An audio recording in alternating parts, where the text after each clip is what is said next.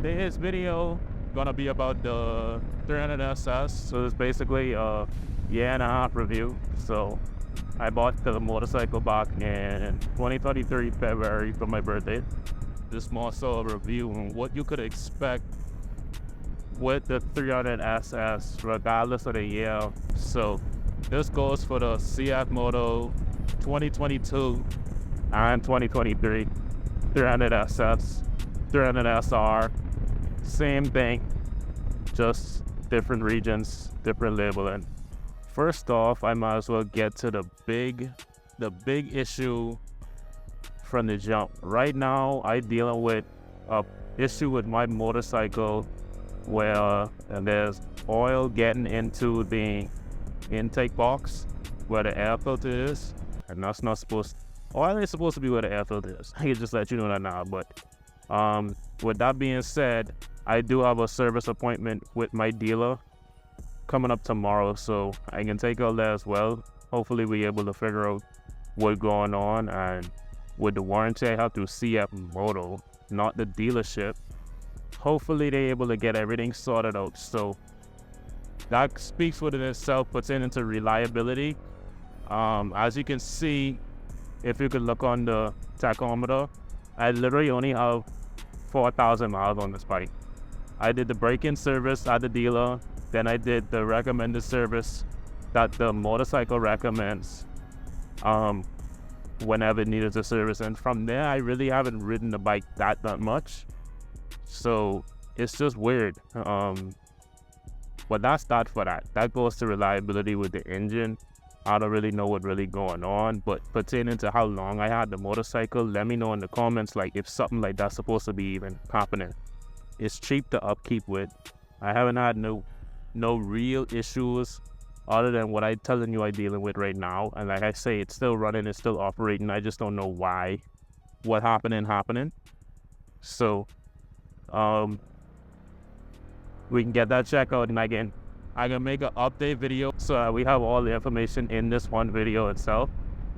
But what's in the reliability, I can't really say that the bike isn't reliable, because since I got it, I hadn't had any real issues with reliability other than what I'm dealing with right now. And like we see, I'm still able to ride the bike.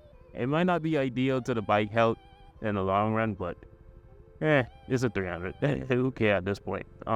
We can get into some other small minor stuff that I think that could be fixed. In the next line, clutch lever, the gear indicator sensor.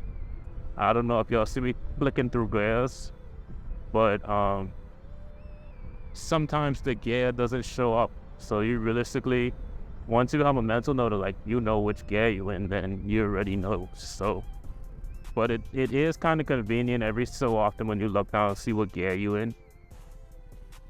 And when you look down, it's fucking blank. So that ain't ideal. I told them about it, and they told me more than likely it's the gear indicator sensor. They didn't do anything about it. They just told me what it may have been and what it was. So that still helped that issue. I had that issue from day one since I got the bike brand new.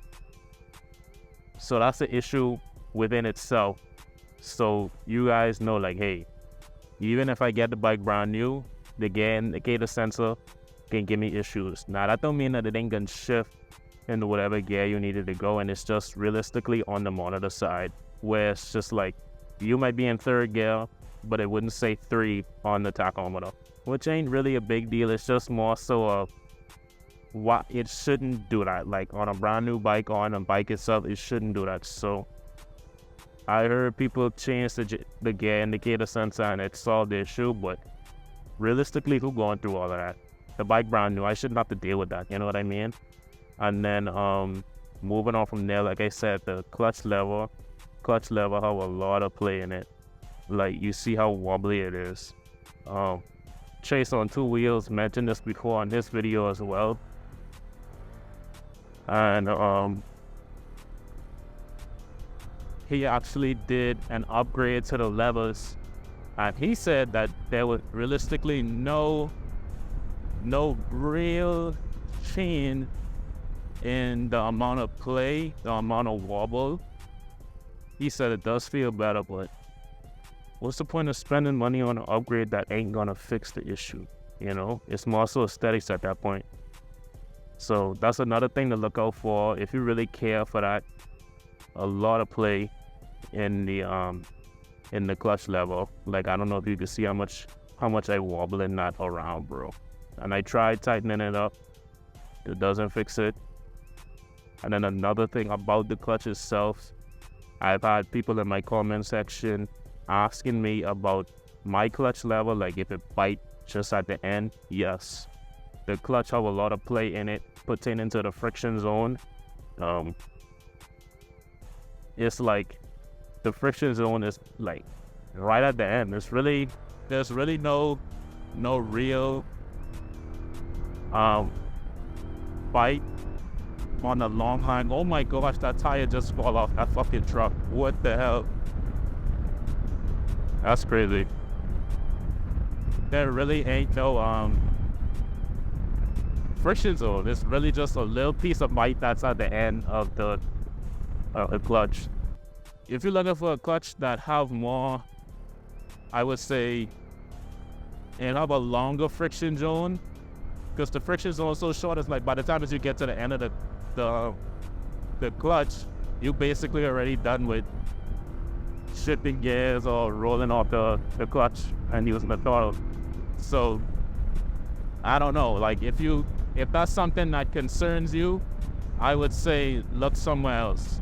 But for somebody who just wants an entry motorcycle, who just want to get on the road and ride around and have fun, and they don't really care about stuff like that, you know, it doesn't gonna change your usability for the motorcycle. It isn't gonna change your riding experience pertaining to the fact, like, if you're just out having fun. So that's that. Realistically, I don't count it as a big deal. It shouldn't really be a big deal, but I know other motorcycles have better clutches than the CFMoto 300SS. Now, like I say, they may have made upgrades on the 450. I haven't had a chance to ride the 450, so who knows? The brakes, honestly, I've ridden dirt bikes, ATVs, all that shit before, and honestly, the brakes on here are decent. I can't complain. They stop when I need them to stop. There have been times where I needed to stop on a dime and the ABS kick in. The ABS do feel weird. This is like my first time having a motorcycle that have ABS, so it do feel weird if you ain't used to it, but at least you have something. That's that. I don't really have too much about the brakes. The brakes could be better. They're a little soft and squishy, but I don't mind them. I honestly don't mind them. A lot of the stuff that you can see in this review or hear in this review video is a lot of personal preference. A lot of personal preference, bro. When it comes to buying anything, any review is personal preference, and you gotta just take that information you get from everybody you watch and make a decision. That's what I did when I was watching reviews on the 300SS, the 2022 model. Realistically, there wasn't even a lot of content out, so I just said, fuck it, bite the bullet. You can't really complain. The bike ain't even that expensive, you know what I mean? But you pay for what you get. You get what you pay for at the end of it all. So I don't have no real issues with the brakes. The brakes work fine. They stop me when I need to stop. I don't have to grab them so hard for them to do their job. They just do their job how they supposed to do, you know? Let me see if I could just give you an example. 40 miles per hour. Boom. Like, see? You have a lot of braking power, but you can't really go wrong. They work. They do their job. They do their job good too, so you don't have to worry about the brakes if you realistically wanted to know. The bike was overheating at a certain point in time, but thankfully it rained. That cooled the bike way down. Yeah, I was getting wet up, right? But at least I didn't have to stop. At least my bike didn't overheat. So that's another thing to look out for. Overheating on the motorcycle. I haven't had no issues other than the back when I went on that road trip. So, like I said, that road trip was 2.5 hours. We made a pit stop for gas, and that was it. We didn't stop for break. I did stop, like I said, when I stopped for gas, we stopped for we maybe waited 20 minutes so the bike could cool down itself. Because don't get me wrong, Florida hot, bro. Florida is a hot state. Like right now, it's super sunny. It's probably 80-something degrees outside, and the bike maxed out at 100, bro. 102 at that. At me going highway speeds for over 100 miles, over 200 miles. Ain't easy on the bike at all, you know? So that's a lot of stress on the engine at high RPM for hours, you know?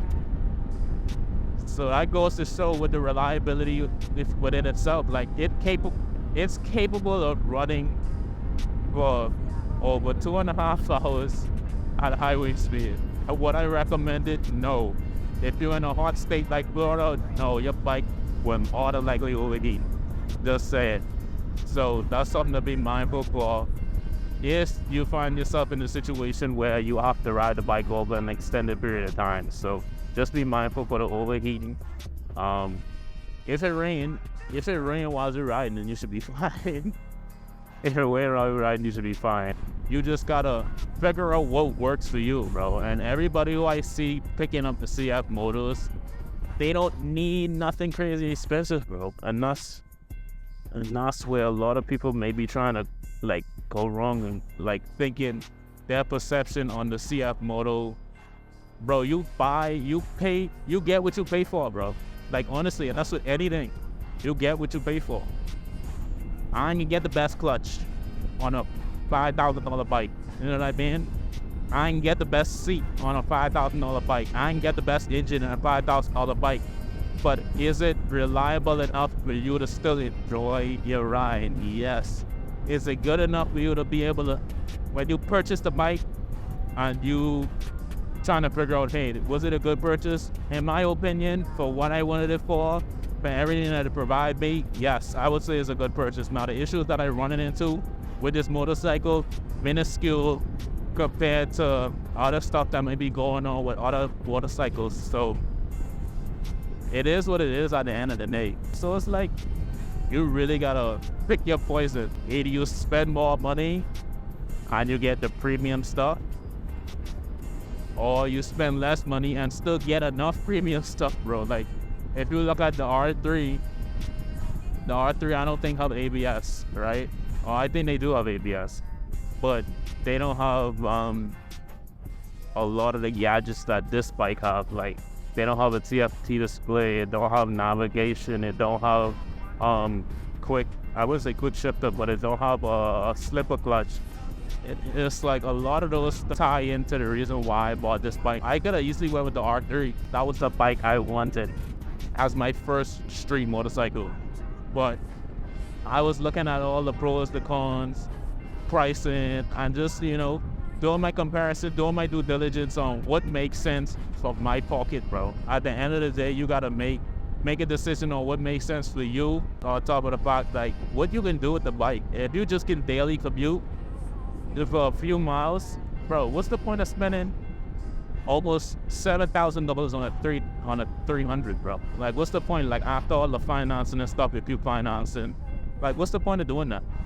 You might as well put an extra $2,000 or so and get a bigger bike than a 300. Hopefully this video allows you to come to a conscious decision of okay, he making sense, I might as well go with the CFMoto, or nah, a lot of the stuff he's saying I don't really want to deal with, or I feel like I could get a better deal somewhere else, or get a better deal with a different brand.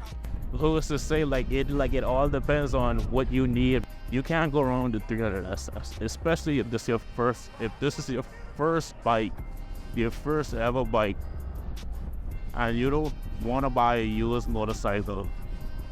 You want to buy a brand new motorcycle because you want to know that, hey, I know what I did to the motorcycle and I know how I'm going to ride a motorcycle. Sometimes it's still worth it to get a used, but hey, just ain't what this video for. This video is to help you decide if you want to get the 300SS. why would you get a 300SS as your first one? Why wouldn't you? Especially if you want a sports bike. You know how much confidence I got on this bike telling me like, hey, it's a nice bike. And it really is a nice bike, don't get me wrong. A lot of people mistake this bike for something that it ain't. I had a comment, somebody in my comment section said there's somebody mistaken for a 700. That's crazy.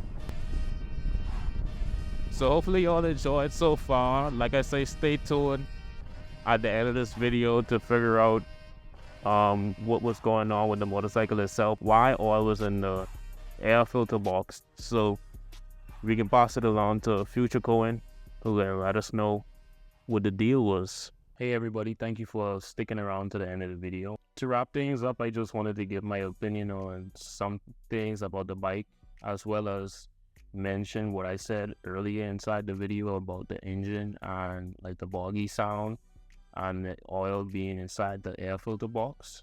I took the bike to the dealer, they checked it out, and the mechanic told me everything's fine with the bike. Now, with the oil being in the air filter box, y'all let me know down inside the comment section below if y'all think his answer is kind of BS. So he told me that it may just kind of be excess oil in there from it like breaking in and stuff like that. So I don't know. I'm not 100% sure as to why oil would be in there. But if you CFMoto 300SS or any bike in general, let me know if that sounds like something y'all know is normal or what could be the issue, so that I know, you know, so it wouldn't be no surprises on my end. Now, pertaining to reliability with the 300SS, I guess everything's fine. So a year and a half of kind of daily riding. I wouldn't say daily, but you know, I have 4,000 miles on the bike, a little over 4,000 miles, so that could give y'all kind of an idea how much I rode the bike. Like a mixture of highway, a mixture of city riding. So y'all could like put that information and use that to help make a decision on if you think that the bike would be a good fit for you, or if you just might be getting a bike for a drop bike. Now let's talk about comfort and handling. The comfort level on the 300SS is decent. You know, it's not really top of the line, but the seat still kind of is comfortable. It's kind of soft, but over a long period of time, you will start to feel it, as well as in the handlebars, as well as vibration. I took the bike out on a 2.5-hour road trip just for shits and giggles, and I really, like an hour and a half in, I really started to feel the vibration in my foot, in my wrist. So long riding may be a challenge, but if you're just riding around 30 minutes, 40 minutes, somewhere around there, even like an hour, you really should be fine. I wouldn't say it's really a big issue. Now, when it comes to handling, the bike is a joy, honestly. It's nice and nimble, light. You could whip it around pretty easily. And I haven't had any real issues pertaining to steering, leaning, and stuff like that. In my opinion, it's fine, especially if it's your first bike. If the 300SS is your first bike, then everything I say in this video should allow you to make the decision of like, wait, I just need this bike right now to get in the game and just to see if I like it, see if this is something you really want to get into without putting so much money up front to getting started. Overall, honestly, my experience with the CFMoto 300SS has been satisfying. I'm really happy with the purchase that I made. You really can't beat it when it comes to the price point and everything that comes with the bike itself. Hopefully this video was helpful. Hopefully this video was informative and you got basically all the answers you needed from this video. Now, with that being said, I am a videographer, so if there's any other stuff that you guys will want to see from me, like behind the scenes or what I actually do aside from making YouTube content, posting on Instagram, let me know if you want to see like a behind the scenes vlog, as well as more moto vlogging and stuff like that, reactions, all of this stuff. So I want to make sure I diversify the channel to where it's entertaining for everybody to watch while still getting information on the 300SS or whatever bike it is that I may have later down the line. So let me know below down in the comments any ideas that you guys may want to see. And that's pretty much it. Leave in the comments your thoughts on the bike itself, any questions you may have, any videos you may want me to make about the 300SS that you may not have information on that I could probably provide. And that's pretty much it. If you enjoyed the video, don't forget to hit the like button, subscribe, If you want to see more, it helps the channel out. It's free at the end of the day. So hit the subscribe button. A lot of people who watch my content ain't subscribed. It's like, I don't even want to put the analytics out, but leave all your questions or thoughts down in the comment section below, and I'd be more than happy to answer or even make videos on topics that I may have missed out in this video. So hope you enjoy, guys, and see you all in the next video.